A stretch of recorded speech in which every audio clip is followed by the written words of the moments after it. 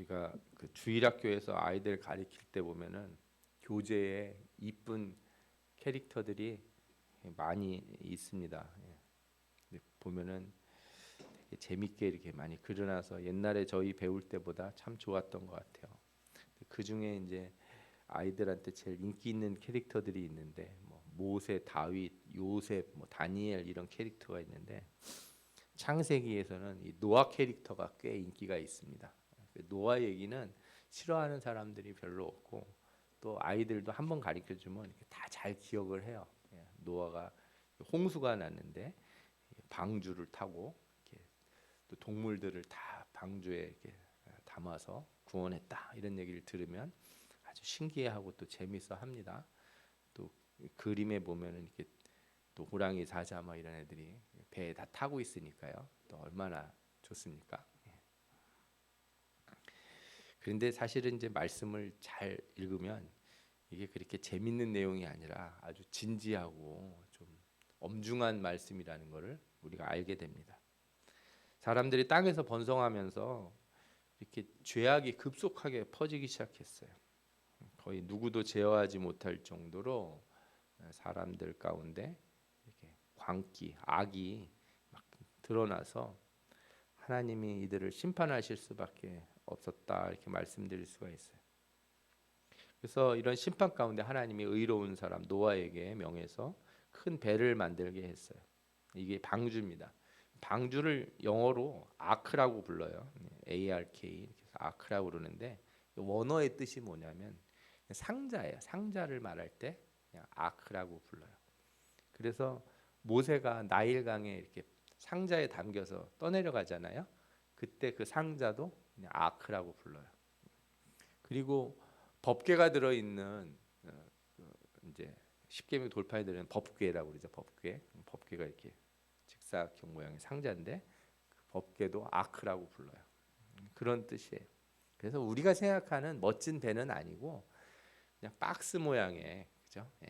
그런 상자다 이렇게 생각하셔도 돼요. 이 방주의 설계도를 하나님이 주셨는데 창세기 6장 14절에서 16절에 나옵니다. 그래서 고페르 나무로 너를 위하여 방주를 만들되 그 역청을 그 안팎에 칠하라 그랬어요. 고페르 나무라고 하는 거는 잣나무 계열입니다.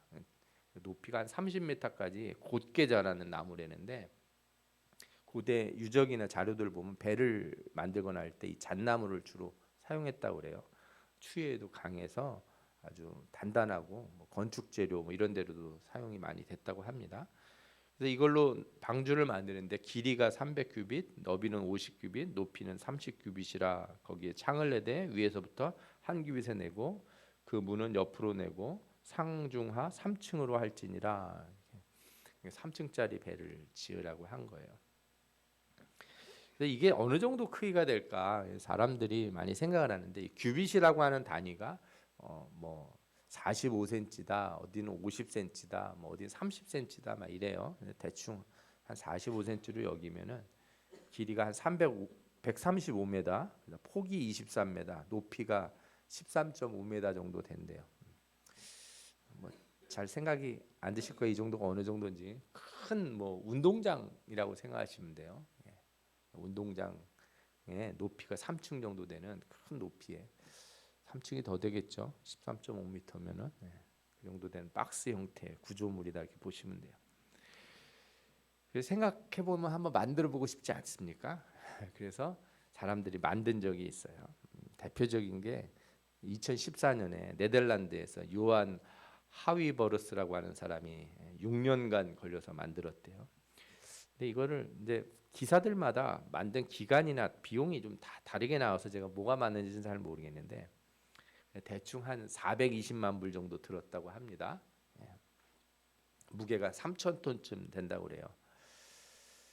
이게 뭐 배는 아니고 그냥 이렇게 모형을 만든 거라서 그리고 이게 배로 쳐도 그렇게 큰 배는 아니에요. 왜냐하면은 컨테이너선 큰 거 이렇게 우리 무역할 때 컨테이너 나르는 배 있잖아요. 이게 큰 게 400m 정도 되는 게 있거든요. 그런데 올해 10월인가 뉴스가 하나 났습니다. 이 배 기증 제작자가 한국에 이걸 기증하고 싶다는 거예요. 그래서 한국의 어떤 사업가가 이거를 이제 실어 오겠다는 겁니다. 실어서 뭐 인천이든 어디든 이렇게 갖다 놓고 박물관도 있고 그래가지고 전시를 하겠다 이렇게 하는 뉴스가 나온 적이 있어요. 잘 됐으면 좋겠네. 한번 구경 가보고 싶어요. 그게 진짜하고 똑같다 이런 의미에서 말씀드린 건 아니에요. 그러나 뭐 그런 상징들을 한번 보는 것도 좋은 경험이라는 생각이 들어요. 방주에 이제 각종 짐승과 노아 가족이 들어가서 홍수가 시작되는데 얼마 동안 홍수가 났냐면 성경에 나온 거로만 말씀드릴게요. 노아가 600세 되던 해 2월 10일 날 비가 내리기 시작하고 이제 그날이 이제 방주에 들어간 날이고 7일 후인 2월 17일에 이제 홍수가 시작이 됩니다. 제가 생일이 2월 17일인데 노아 홍수가 시작된 날이에요.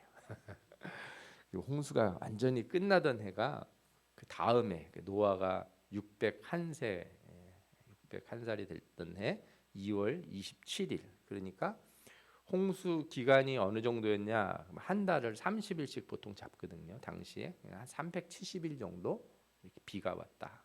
아니 그러니까 비가 이제 물이 땅에 있었다 이렇게 보면 되겠어요. 그래서 어쨌든 뭐 7일 전부터 방주 속에 있었으니까 방주 안에 머문 기간이 377일 정도라고 할 수 있어요. 아무리 배가 크더라도 여러분들 어떤 배에서 377일을 있으려면 기분이 어떻겠습니까? 혹시 해군 나오신 분이 있는지 모르겠어요.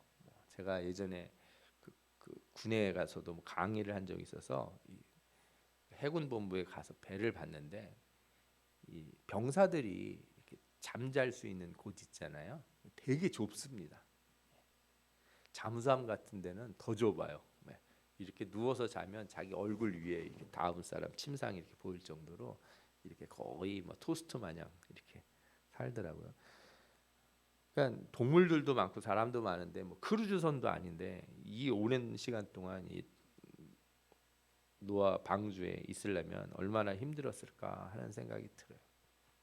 사람들은 이 홍수가 진짜냐 아니냐, 이 방주가 진짜가 아니냐, 뭐 어떤 사람들은 저기 물이 얼마나 있어야지 전 지구를 덮느냐 마느냐 이런 얘기도 하고 뭐 터키의 어떤 산에 가면은 이 방주에 나무가 남아 있다 없다 막 이런 얘기를 하고 별 얘기를 다 합니다. 근데 그건 그렇게 중요한 것 같지가 않아요.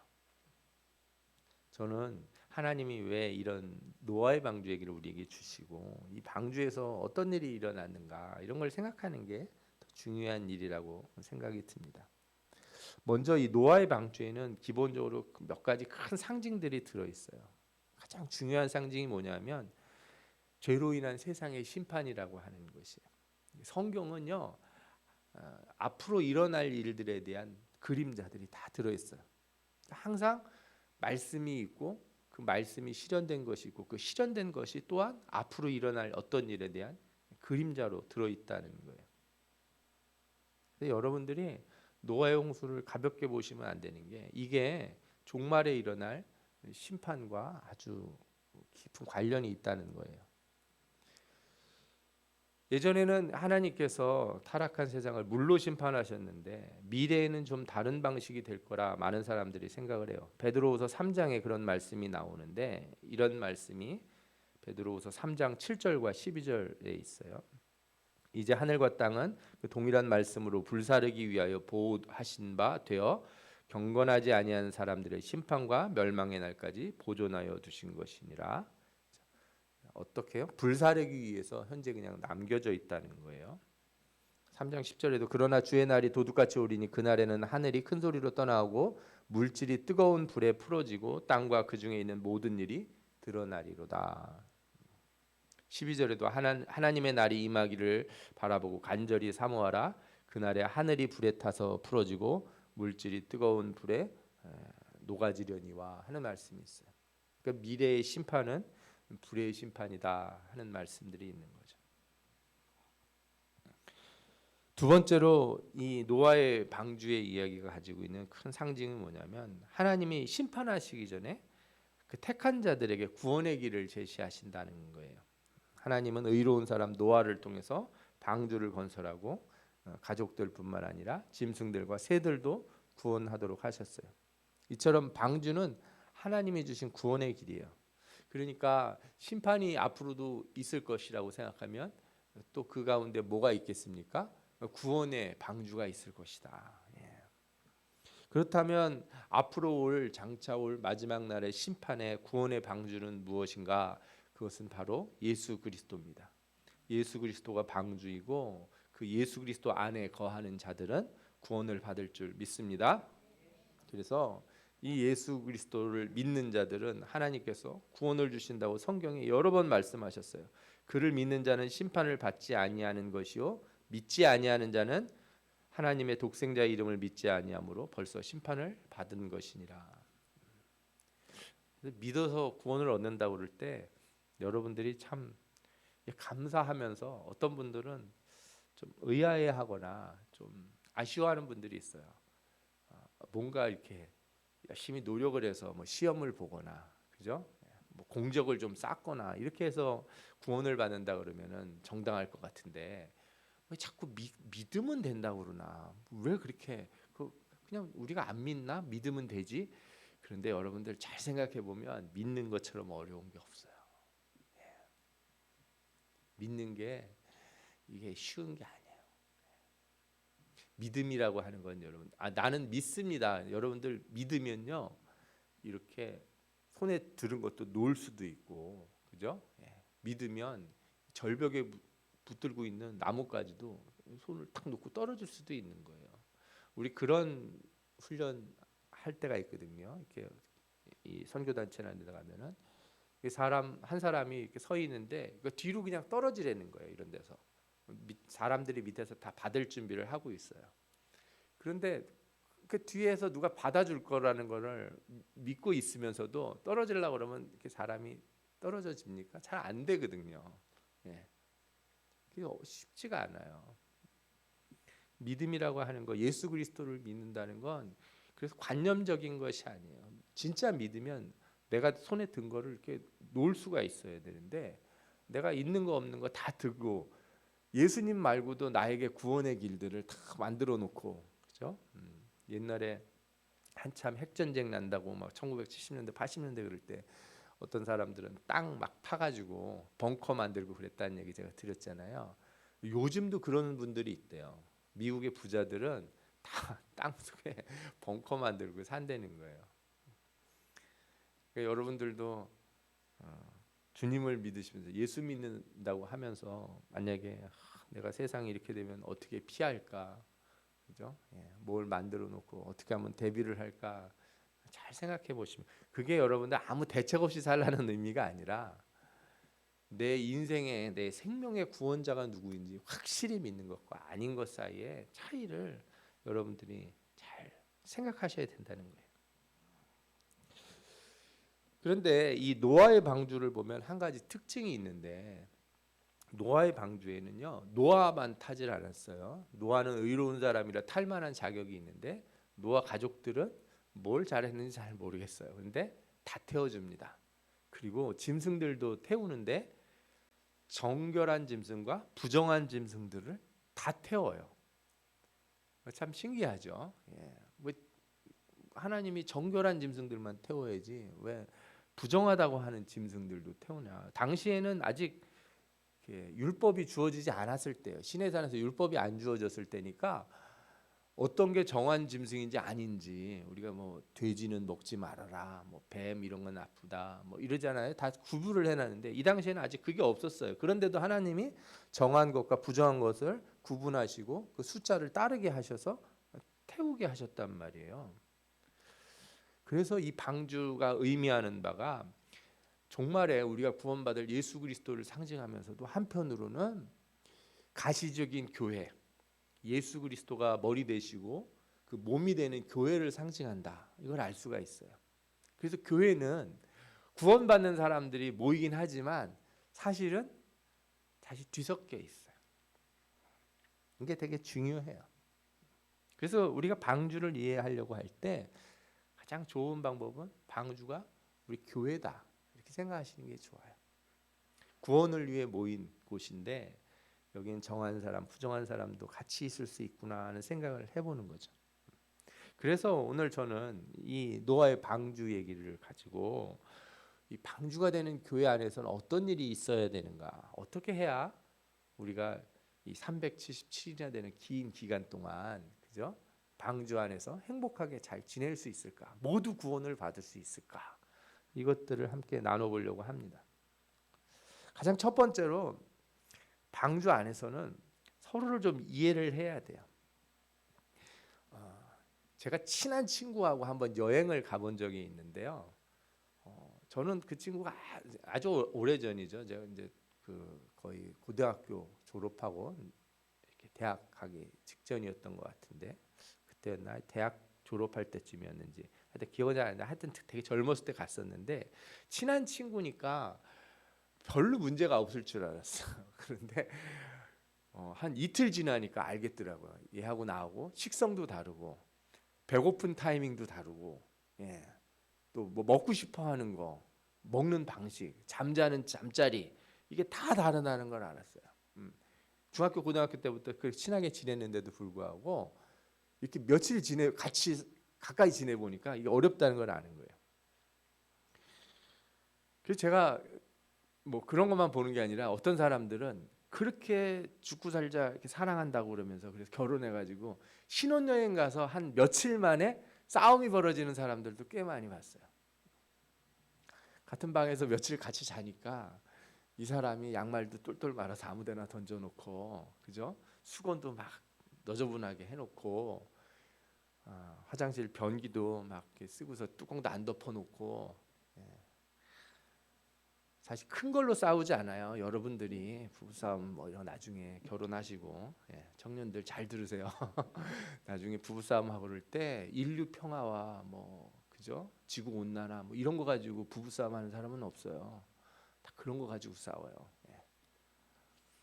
생각해 보세요. 377일 동안 이 박스 안에서 동물들이 계속 똥도 싸고 뭐 먹고 막 온갖 소리가 다 날 거 아닙니까? 시끄럽고 바깥에는 비가 오고 배는 출렁출렁 거리고 멀미 나서 아마 토하고, 그런 상황에서 서로를 이해를 안 하고 같이 있으면 어떤 일이 생기겠습니까? 못 삽니다. 일주일만 지나면 나는 저 문 열고 저 바다로 전 뛰어내리고 싶습니다 하는 사람이 나올 수도 있어요. 실제로 그런 사람들 얘기를 많이 들어요. 나는 이 사람하고 같이 사느니 나는 죽는 게 나아요. 막 이러면서 못 살겠다고 하는 사람들이 얼마나 많은지 몰라요. 이게 교회뿐만 아니라 내가 속한 대부분의 단체에서 다 일어나는 일들이에요.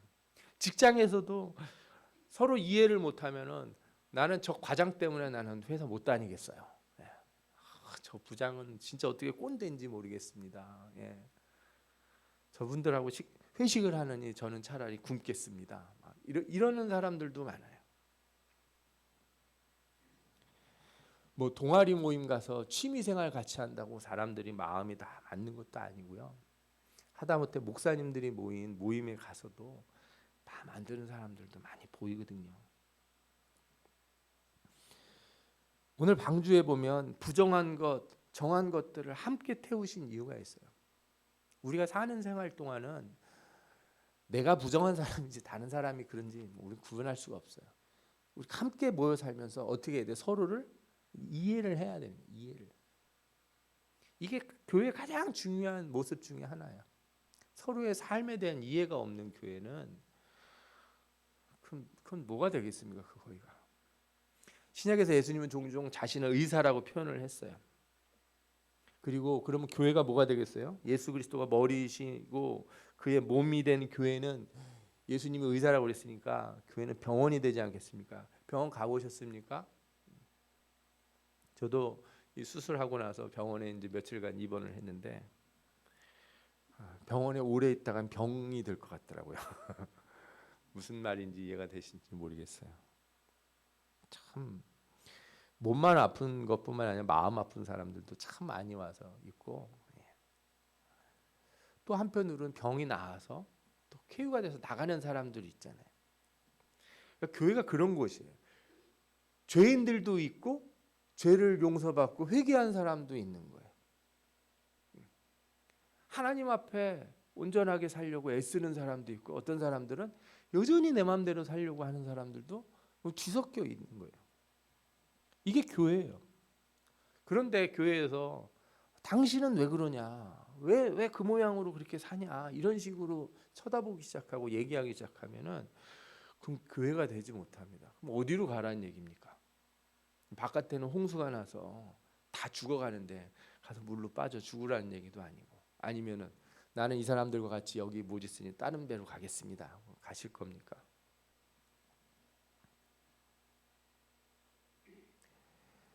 주님은 뭐라고 그러셨냐면 내가 죄인을 부르러 왔다 그랬어요.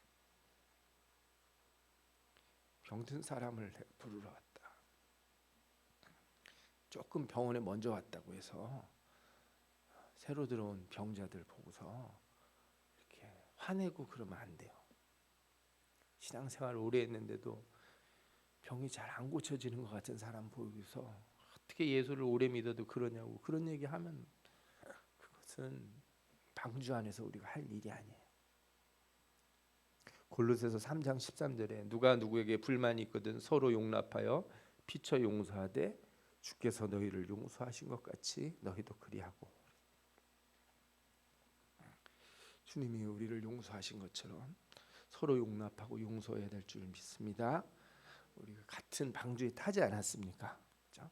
방주의 주인이 주님이십니다. 서로가 서로를 용납할 때 이 죄악의 홍수 가운데서 우리 교회가 방주의 역할을 잘 감당하고 모두 구원받는 자리로 나갈 줄 믿습니다. 아멘. 두 번째로 방주 안에선 뭘 해야 되냐? 저는 서로 이해하고 화목해야 된다는 말을 좀 드리고 싶어요. 예전에 그 라이프 오브 파이라고 하는 영화가 있었어요. 그 대만 감독 이제 만든 영화였는데, 난파선에서 주인공이 구명보트에 이제 지내는데 구명보트에 호랑이, 얼룩말, 하이에나, 뭐 오랑우탄 뭐 이런 동물들이 있는 거예요. 근데 나중에 시간이 지나면서 호랑이가 막 다 잡아먹었는지 나중에 호랑이하고 주인공 둘만 남았어요. 그러다 이제 어느 섬에 도착해서 살았다 뭐 이런 얘기인데, 여기서 호랑이, 얼룩말, 하이에나가 뭐냐 이런 거는 제가 안 말해드릴 거예요. 궁금하시면 보세요. 스포일러기 때문에. 근데 제가 이 상황을 보면서 이 방주하고 똑같다는 거예요. 방주 안에 호랑이도 있고 기린도 있고 뭐 코끼리도 있고 돼지도 있고 소도 있고 다 있을 거 아니에요. 와, 이 안에서 싸우기 시작하면 어떻게 되겠습니까? 걷잡을 수 없을 겁니다. 나중에 호랑이 혼자 남아가지고 배에서 내리면 그때는 내려서 죽는 거죠. 왜? 아무것도 없으니까. 자기가 혼자서 다 잡아먹으면 어떻게 되겠어요? 사람도 마찬가지고 방주 안에서 화내고 답답하고 막 싸우기 시작하면은 방주는 지옥이 됩니다. 방주는 은혜의 공간이에요. 은혜로 구원을 얻었는데 거기서 싸우면 어디로 가겠습니까? 여러분 그걸 잘 생각하셔야 돼요.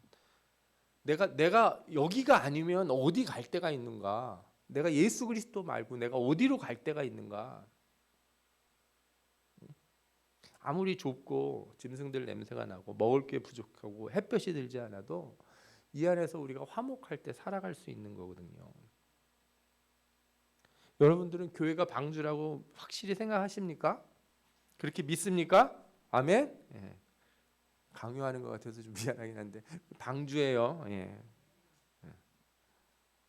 신자가 다른 곳에 가서 구원을 얻을 길이 없어요. 나한테 아무리 잘해주는 사람들이 많아도 참된 말씀이 없고 참된 복음이 없고 예수 그리스도가 없으면 거기는 큰일 나는 겁니다. 사실 우리 기성교회보다 잘해주기로 따지면은 이단들이 훨씬 잘해줘요. 예? 길거리에서 만나도 그 사람들은 말이 친절해요. 눈을 보니까 너무 선하신 것 같아요. 언제 봤다고. 그죠? 말들을 왜 이렇게 잘하는지. 맞장구를 엄청 잘 쳐줍니다. 제가 조사를 해봤더니 아니 그 이단에서는 이렇게 사람을 포섭하는 법을 그렇게 가리켜요. 그래서 사람 딱 봐가지고 이 사람이 어떤 사람인지 가정은 어떤지 이 사람이 좋아하는 말을 그렇게 한다는 거예요. 그러나 여러분들 그런 거는 진짜 화목이 아니고 진짜 친절이 아니에요. 진정한 화목과 이 친절이라고 하는 것은요, 여러분들 하나님 말씀에 기초를 하고 있어야 돼요. 말씀의 바탕이 돼야 돼요. 자녀들한테도 내가 잘해준다고 그냥 놔두면 어떻게 됩니까? 아무렇게나 살고 규율 없이 사는 거 이거 안 되잖아요. 여러분들 방주 안에서 화목하려면요, 규율을 다 잘 지켜야 돼요. 바깥에 나가서 이렇게 산책하는 시간 하면 지금 기린 데리고 산책하는 시간에 기린만 하고, 그죠? 사슴 데리고 가는 시간에 사슴이 하고, 호랑이도 할 시간에 호랑이 하고, 이렇게 번갈아 하면서 해야지 같이 다 튀어나와가지고 막 나는 답답해서 못 지켰다고 막 그러면은 난리 나거든요.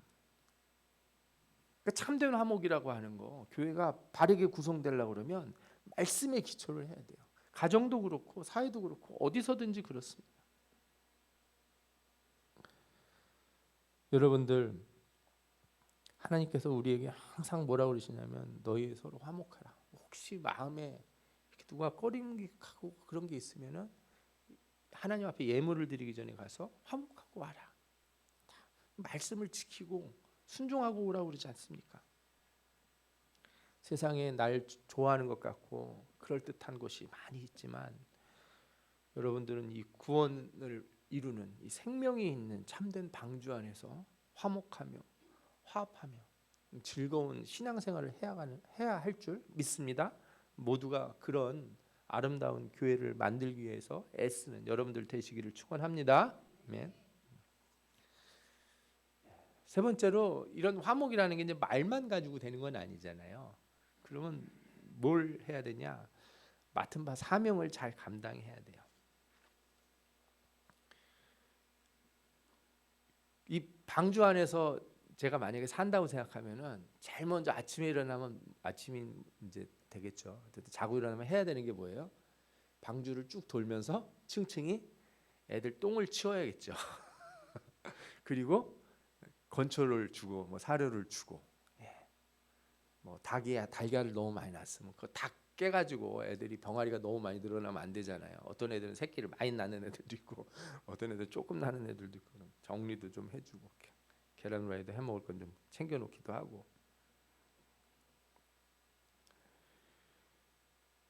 여러분들 잘 생각해 보십시오. 동물들이 설마 화장실에 줄 서서 기다리지는 않을 거 아니에요. 누가 다 청소해야 되는 거예요. 노아 가족이 구원받았다고 방주 안에서 노는 건 아니에요. 거긴 크루즈가 아니에요. 할 일이 있는 거예요. 사람은 창조될 때부터 이렇게 항상 사명이 있었습니다. 에덴 동산이 우리가 생각하는 낙원이라고 그러잖아요. 에덴 동산에 가서 에덴 동산을 만들고 하나님이 아담과 하와를 두시고 거기서 뭐 하게 하셨어요? 그냥 퍼져 놀으라고요? 아닙니다. 너 잘 관리하라고, 다스리고 잘 경작하고 잘 지키라고. 일종의, 그래서 아담이 받은 첫 번째 직업이 뭐냐? 정원사예요. 정원사. 하나님의 정원을 관리하는 정원사예요. 가만 놔두면 잡초 무지하게 올라옵니다. 다 쳐주고 뽑고 막 이런 것도 하고 그래야 되지 않겠어요? 제가 어제 눈이 많이 왔는데 올 겨울에는 왜 이렇게 눈이 많이 오는지 모르겠어요. 예, 성남에 계시거나 뭐 좀 따뜻한 동네에 계신 분들은 뭐 눈이 오긴 왔어요, 뭐 이런지 모르지만 여기 많이 왔습니다. 예. 아침에 일어나는데요, 등골이 너무 부서지게 아프더라고요. 눈을 치우는데. 목사라고 가만히 놀고 있는 거는, 목사가 설교만 하는 게 목사 일은 아니잖아요. 눈 치우는 것도 목사 일이거든요. 여러분들도 오늘 교회 오셔서 뭐 여기저기 다 살펴보시고 청소도 하시고, 또 어제 우리 권사님 오셔서 이렇게 이쁜 꽃꽂이도 하시고 눈 오는 그 눈길을 뚫고 오셔가지고 너무 감사하더라고요. 감사해서 제가 떡을 하나 구워드리려고 했는데 좀 타가지고 맛이 없었을 것 같아요.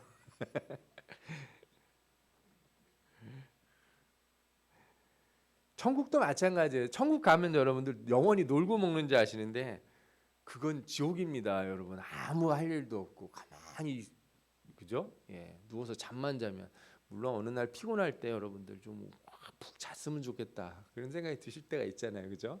며칠 푹 잤으면 좋겠다. 그런데 영원히 자는 건 그건 죽음이지 인생이 아니에요. 할 일이 다 있어요. 그리고 무엇인가를 하는 게 즐거움이어야 되는 거예요. 교회 안에서 여러분들이 교회를 다닌다는 건 뭐예요? 할 일이 있는 거예요. 여기 안에서 나도 뭘 해야죠. 나도 뭐 새똥이라도 좀 치워보고 건초라도 좀 뿌려주고, 그죠? 오늘은 내가 설거지 장본이라도 좀 해보고 하는 게 그게 방주가 제대로 돌아가는 거지. 안 그러면 노아만 계속 그걸 하고 있겠습니까? 네 모든 사람 구원하는 가장 그 큰 사명을 노아에게 주셨는데 사실 노라도 노아가 놀아야 돼. 노아만 다 하고 있고 아들 딸들은 놀고 있으면 어떻게 되겠어요? 뿐만 아닙니다. 그래서 방주에 보면요 동물들도 역할이 있어요. 까마귀와 비둘기가 있었는데 이들은 이렇게 물이 다 빠졌는지 안 빠졌는지 이렇게 바깥으로 내보내 봐요. 그래서 다시 되돌아옵니다. 그걸 보고서 아 물이 말랐구나 안 말랐구나 그걸 확인을 했다는 거예요. 더 놀라운 거는 노아가 방주에서 나온 다음에 제사를 드립니다. 정결한 짐승을 잡아서 노아가 여호와께 제단을 쌓고 모든 정결한 짐승과 모든 정결한 새 중에서 제물을 취하여 번제로 제단을 드렸더니 어떤 분이 이렇게 생각하실 거예요. 아 이럴 거면 뭐하러 방주에 태웠어요? 날 죽이려고 나중에 끝나서 1년 만에. 예. 그러나 여러분 이게 그 죽었다는 의미가 아니라 희생의 의미가 있는 거거든요. 이 희생이 어떤 의미를 갖냐? 여호와께서 그 향기를 받으시고 그 짐승 중심에 이르시되 내가 다시는 사람으로 말미암아 땅을 저주하지 아니하리라. 그러니까 그 희생을 한 그 짐승들을 통해서 하나님께서 땅을 축복하시는 일이 있었다는 거예요. 그러니까 사람들의 역할이 다 다른 거예요. 뭐 짐승도 역할이 다 있고 방주 안에서는 역할이 있어요. 이 희생의 제사로 말미암아 하나님이 무지개를 보여주시고 다시는 생명을 물로다가 멸망시키지 않겠다 이렇게 약속하시지 않았습니까?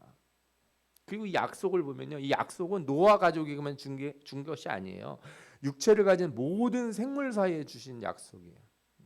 내가 구름으로 땅을 덮을 때 무지개가 구름 속에 나타나면 내가 너와 너희와 및 육체를 가진 모든 생물 사이에 내 언약을 기억하리니.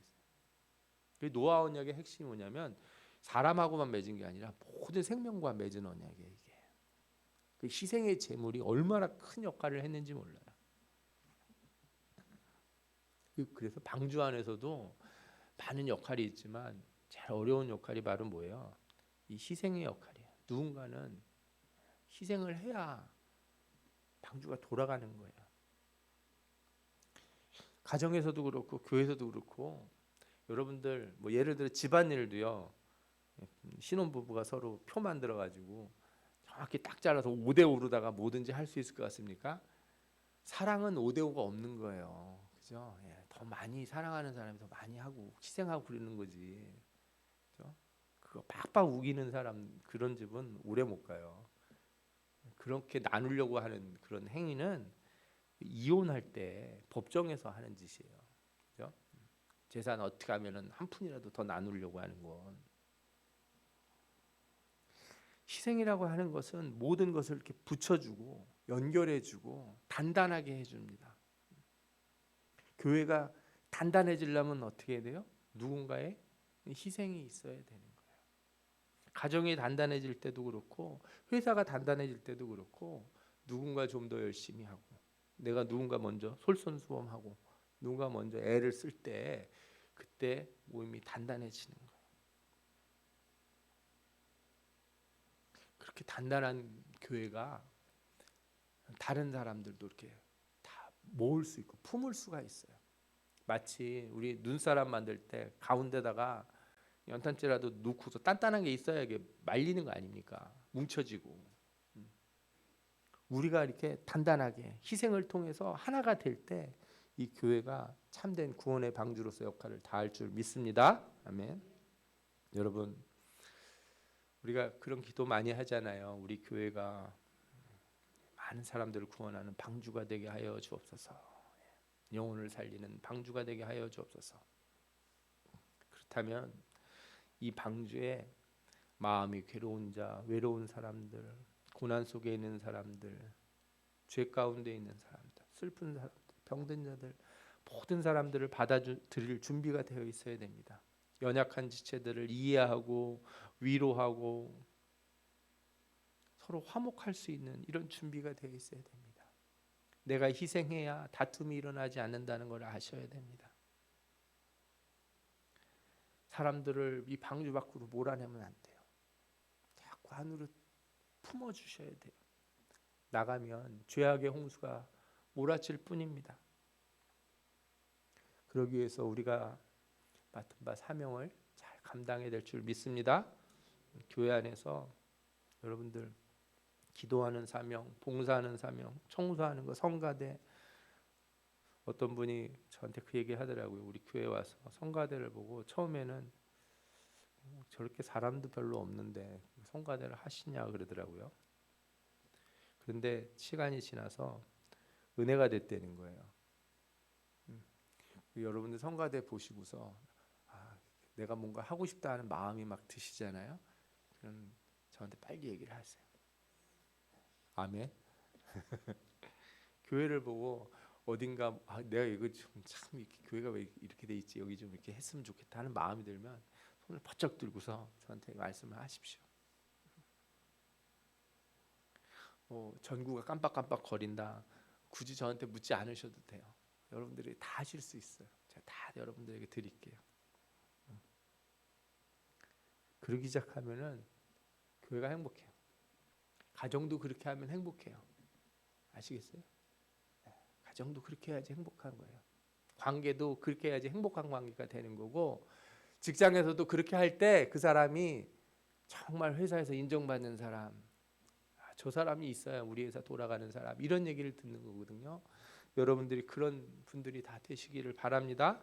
그래서 올 한 해 우리 정금교회 이 방주에 함께 계셔서 너무 감사하고, 앞으로도 계속 이 방주에 많은 사람들을 태워 구원하는 그 일들을 여러분들과 우리가 잘 수행하기를 주님의 이름으로 축원합니다. 아멘. 기도하겠습니다.